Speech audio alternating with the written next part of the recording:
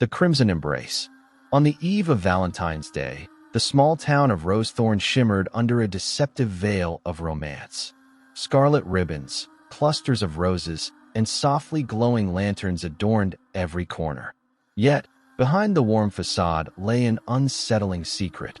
A dark history whispered among the townsfolk, a secret that had bided its time, waiting for the perfect night to resurface.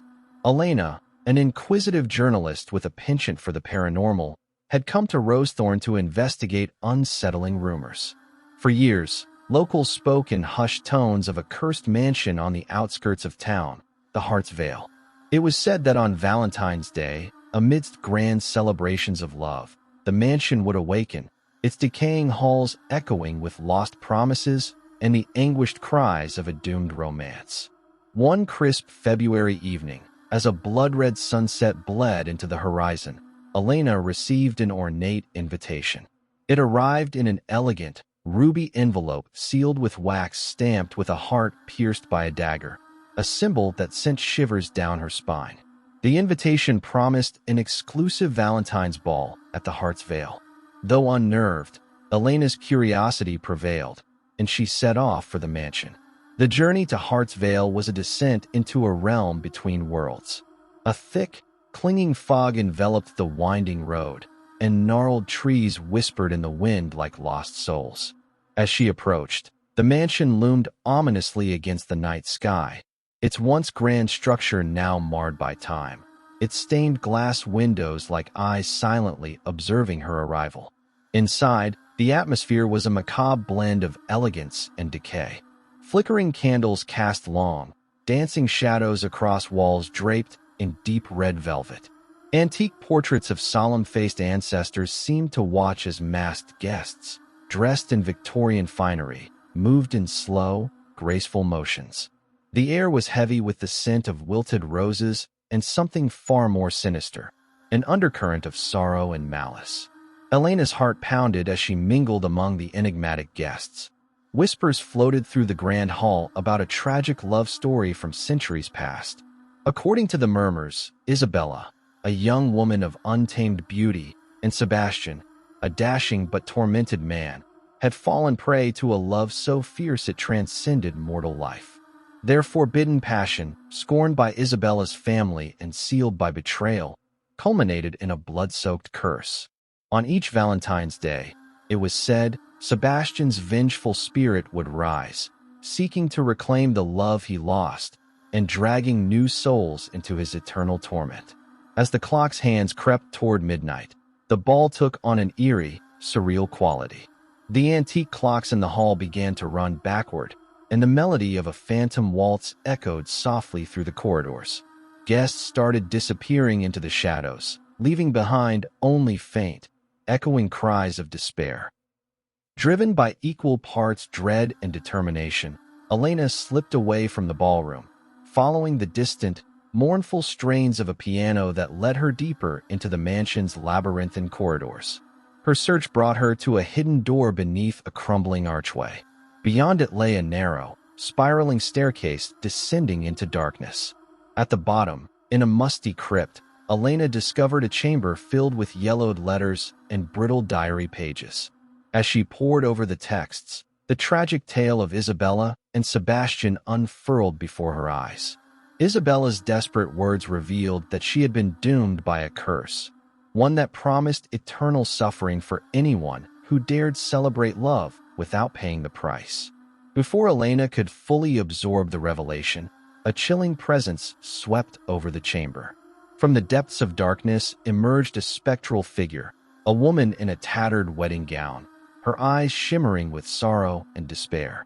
It was Isabella herself, her voice barely a whisper as she recounted the horrors of that ill-fated romance.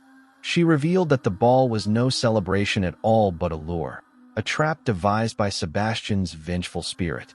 Each year, on Valentine's Day, the curse was renewed, drawing in unsuspecting souls to relive the agony of her lost love.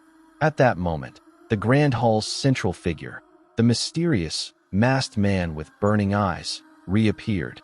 His presence was magnetic and terrifying all at once. Elena recognized him as the embodiment of Sebastian's tortured spirit. With each step he took, the very air seemed to quiver with malice. Guests, now fully ensnared in the mansion's malignant grip, found themselves unable to escape. The doors had vanished, and the walls themselves began to shift and close in. A deadly game of cat and mouse commenced. Elena, armed only with the crypt's diary and her own resolve, navigated a nightmarish maze of twisting corridors and hidden rooms. Ghostly apparitions pursued her at every turn. In one room, a once beautiful parlor now resembled a mausoleum, where shattered mirrors reflected not her own face, but that of a weeping specter, and flickering red lights revealed brief, horrifying glimpses of past tragedies. Desperation mounted as Elena uncovered clues scattered like shards of broken glass. A locket containing Isabella's portrait, a letter bearing Sebastian's final, anguished confession. These relics hinted at the possibility of breaking the curse, but only through a confrontation that demanded the acceptance of both sorrow and forgiveness. In the grand, blood-drenched ballroom, amid swirling spectral dancers and the relentless tick of a clock defying time, Elena prepared to face the vengeful forces head-on. The confrontation was as much a battle of wills as it was a clash of supernatural forces. Sebastian's presence loomed large, a tortured soul, his eyes alight with an unholy fire, his voice a blend of passion and despair. As the spectral figures circled like vultures, Elena recited passages from the diary, a heartfelt plea for absolution that resonated through the cursed halls. Her words, filled with compassion and the hope of redemption, challenged the very nature of the curse. For a fleeting moment, the mansion trembled as if mourning its long-held secrets. The ghostly Isabella, her face etched with heartbreak, reached out with trembling fingers, her spectral form flickering like a dying flame. Sebastian's torment wavered. The malevolence in his eyes softened into a pained acknowledgement of his own sins. In that tense, suspended instant, when the clock finally struck midnight, a surge of energy burst forth, shattering the curse's hold over the mansion. In a cascade of blinding light and dissolving shadows, the ghostly figures began to fade. The once immortal presence of Sebastian lost its grip, transforming into a sorrowful whisper that dissolved into the ether. Isabella's mournful gaze lifted, finally freed from the shackles of eternal grief. One by one, the entrapped guests reappeared, their faces a mix of relief and lingering terror. As the first light of dawn crept over the horizon, Elena emerged from the crumbling ruins of Heart's Vale. The nightmare of the night had ended, but its scars were indelibly etched upon her soul. The mansion, once a symbol of cursed passion, lay in ruins, a stark reminder that love, when twisted by betrayal and vengeance, could birth unspeakable horrors. In the aftermath, the town of Rosethorn would forever be haunted by the legend of the Crimson Embrace. Every Valentine's Day, whispers of Isabella and Sebastian's tragic love spread like wildfire, a warning that beneath the veneer of romance lurked a darkness ready to consume the unwary. And Elena, now both a survivor and a reluctant keeper of their tale, carried with her the memory of a night when love turned into a weapon and Valentine's Day became a dance with the macabre.